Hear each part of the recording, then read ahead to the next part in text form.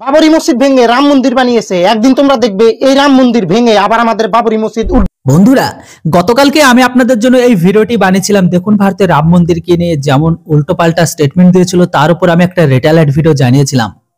তো এখন খবর বেরিয়ে আসছে অবশেষে এই ব্যক্তিকে আইনের আওতায় আনা হয়েছে। কিন্তু আফসোস, এই ব্যক্তিকে যখন ধরে নিয়ে যাচ্ছে, ইনার কনফিডেন্স, ইনার হাসি আর ইনার অ্যাটিটিউড দেখে মনে হচ্ছে ইনি বড় কোনো কাজকে করেছে। তবে আশা এটাও করছি, এই ব্যক্তিটি যতটা কনফিডেন্স আর যতটা স্মাইল দিয়ে যাচ্ছে, আশা করি যখন ইনি বেরাবে, এই কনফিডেন্স আর এই হাসিটা যেন না থাকে, সেই হাসিটা যেন উড়ে যায়। আর এইরকম ভাবে যাচ্ছে, ঠিক জনের উল্টোটা হয়ে ফিরে আসে। তো বন্ধুরা, কথা না বেড়ে ভিডিওটি দেখে নিন, আর আপনারা এর উপর অবশ্যই আপনাদের মতামত কমেন্ট বক্সে কিন্তু লিখে জানাবেন। বাবরি মসজিদ ভেঙে রাম মন্দির বানিয়েছে। একদিন তোমরা দেখবে এই রাম মন্দির ভেঙে আবার আমাদের বাবরি মসজিদ উঠবে। আজকে আমরা এই জন্য চুপ আছি, কারণ আমাদের হাতটা হলো বাঁধা। যেদিন এই হাতটা খুলে যাবে, সেদিন দেখবে দুনিয়ার মধ্যে ইতিহাস সৃষ্টি হবে। আমাদের যত ভারতবাসী এবং অন্য দেশের মানুষ আছেন, সবাই কিন্তু জানেন আজকে ভারতের যেটা রাম মন্দির আছে সেটা কিন্তু পূজা স্টার্ট করলো। সেই উদ্দেশ্যে ভারত সরকার বলেছে 22 তারিখ রাম মন্দির আমরা স্টার্ট করব, পুজো স্টার্ট করব। সেই জন্য তোমাদের আন্ডা, মাছ, মাংস, মুরগি ইত্যাদি, শুটকি মাছ এগুলো খাওয়া যাবে না। যদি তোমাদের বাড়িতে প্রেগনেন্ট মানুষ আছে, ডিম খাওয়া ভালো, সেটাও খাওয়া যাবে না।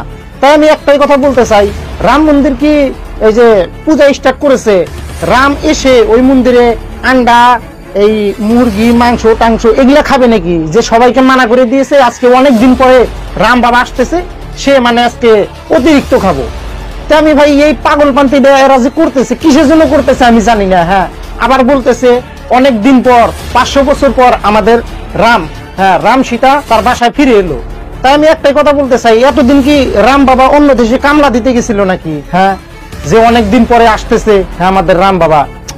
তো একটা কথা বলতেছি আপনাদের, দেখেন অল্প অন্ধভক্তগিরি ছাইরা দেন। অন্ধভক্ত তারাই, যাদের চোখ নাই, যাদের ওই যে গোবর সবর খায়। তে কি আর বলবো, বলার মতন ভাষা নাই। ফেসবুক অন করলে আমাদের রাম 500 বছর পরে আসতেছে, 500 বছর পরে আসতেছে। তাই আমি একটাই কথা বলতে চাইতেছি, দেখেন এই যে যতগুলো অন্ধভক্ত আছেন না, যারা বলতেছেন 500 বছর পর আমাদের রাম আর সীতা তার বাসায় ফিরে আসছে, তাহলে আপনাদের কথা মতে রাম সীতা এরা তো ভগবান না, সাধারণ একটা মানুষ। তো আপনাদেরকে একটাই কথা বলতে চাই, দেখেন এই যে আগল পাগল, এই যে অন্ধভক্ত হইয়া এগুলা উল্টা পাল্টা কথা বলেন না, বেকার। আপনারা সবাই জানেন রামের জন্ম ভারতেই হয়েছিল। সে ভারতে কেন, সারা বিশ্বতে থাকবে, যেহেতু সে একটা প্রভু। তাই আমি তাকেও সম্মান করি, আমিও বিশ্বাস করি রামকে। আমরাও রামায়ণ পড়েছি, মহাভারত, সীতা এগুলো অনেক দেখেছি সিরিয়াল মিরিয়ালে, আমরাও বিশ্বাস করি। কিন্তু কি যে আপনারা বলতেছেন যে 500 বছর পর আসতেছে, তাহলে এতদিন কোথায় গিয়েছিল? আবার অনেকজনে বলতেছেন আমাদের নরেন্দ্র মোদী রামকে নিয়ে আসতেছে। আচ্ছা, তাহলে কি দিয়ে নিয়ে আসতেছে?